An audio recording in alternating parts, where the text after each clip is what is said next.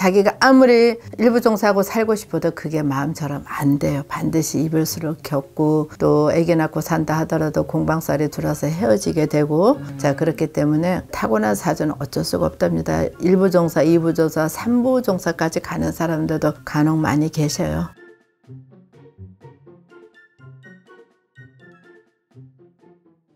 안녕하세요. 안녕하세요. 네, 선생님 잘 지내셨죠? 네, 추운데 오시느라 고생하셨어. 날씨 추운데. 날씨가 오늘부터 또 갑자기 너무 추워졌습니다. 원래 겨울 날씨잖아요. 소설도 지났는데.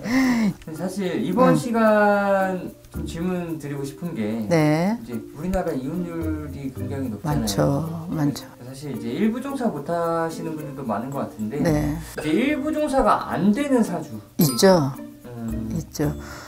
저희가 점사를 보다 보면은 네. 아 이분은 일부 종사가 아니라 삼부 종사를 해야 되는 사람들도 많고 또 아무리 본인이 헤어지려고 그래도 공방살이 없어서 그냥 일부 종사를 가는 사람이 있는가 하면은 요즘은 이혼이 진짜 너무나 다섯 집 건너 한 집이 뭐 이혼이다 이런 얘기가 나올 정도로 많은데 이혼이 뭐 결코 잘했다고는 볼 수 없죠. 그렇지만 우리 어머니 세대처럼 인연이 아닌데 자식 때문에 꾹꾹 참고 살아야 되는 그러한 시대도 아니죠. 그래서 일부 종사 못하는 사주들은 보면은 절대로 아무리 내가 끝까지 살으려고 해도 할 수가 없어요.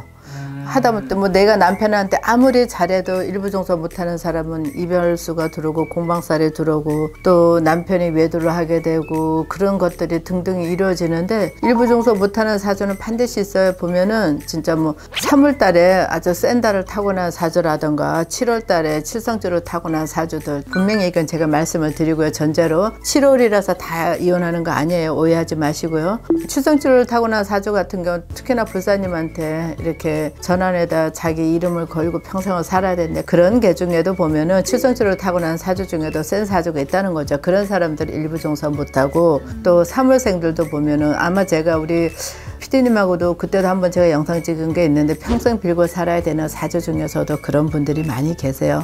3월 달에도 빌고 살아야 되는 사주가 있습니다. 그런 사람들도 보면 거의 뭐 이렇게 일부 종사 못 하신 분들이 많아요. 그래서 일부 종사 못 하시는 분들은 자기가 아무리 일부 종사하고 살고 싶어도 그게 마음처럼 안 돼요. 반드시 이별수를 겪고 또 아기 낳고 산다 하더라도 공방살이 들어서 헤어지게 되고 자 그렇기 때문에 타고난 사주는 어쩔 수가 없답니다. 일부 종사, 이부 종사, 삼부 종사까지 가는 사람들도 간혹 많이 계셔요. 이 아까 이제 또 3월생이랑 7월생 네. 말씀해 주셨는데 이건 음력이죠. 우리 무속 선생님들이 다 말씀드리는 거는 다 음력입니다. 양력 아니에요. 음력으로 저희는 음력을 보는 그런 시대에 살고 있다 보니까 다 음력 기준으로 말씀드리는 거죠.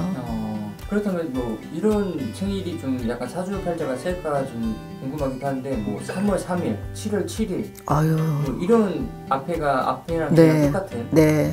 9월 9일, 예, 10월 상달 이러신 분들은 사주가 우리가 흔히 말하는 사주가 센 사주라 그래요. 물론 이제 선생님들마다 점사 보시는 방법이 다 틀리긴 한데 저 같은 경우는 우리 법당에 들어오면 저는 그 사람이 상시가 뭐고까지 제가 맞춥니다. 그런데 저는 그 사람한테 기억하기 위해서 제가 적어 놓는 거예요. 우리 점사 보신 신도분들한테 가끔 제가 그 말씀을 드려요. 근데 3월 3일 날, 5월 5일 날, 4월 뭐 초파일 날, 7월 칠성날, 10월 뭐 상달 이렇게 아니면 3월 10월 정월 대보름 이렇게 나신 분들이 사주가 센 분은 맞죠. 그 중에서도 3월 3진날이나 아니면 7월 칠성날 또 3월 15일 날 이렇게 나신 분들 대부분도 보면은 사실 제자의 길을 가신 분들이 많아요. 이 길을 원해서 가신 분들은 아마 거의가 없을 겁니다. 내가 알아요. 본인이 내가 제자감이라는 걸 알지만서도 거부를 많이 하죠. 그러다 보니 막 같은 고통을 다 겪는 거고 또 그래서 그런 사주들이 타고난 사주들이 특히 일부 종사를 못하는 사주 중에 한 부류에 속하시는 분들이죠. 그렇다면 사실 48자를 바꿀 수는 없잖아요.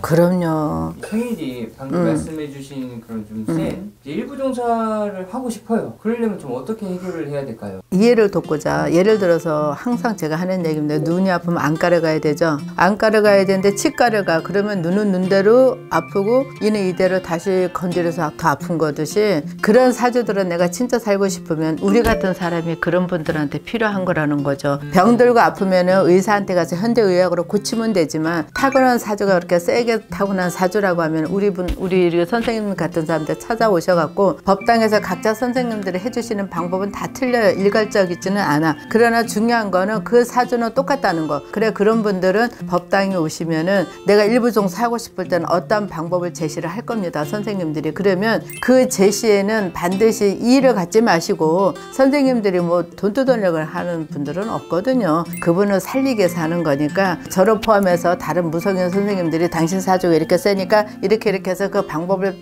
살아가는 걸 한번 피해 나갑시다 할 때는 그 말씀을 듣고 따라주는 게 아마 맞을 거라고 생각이 듭니다. 방법은 전환해서 다 일러주실 거예요.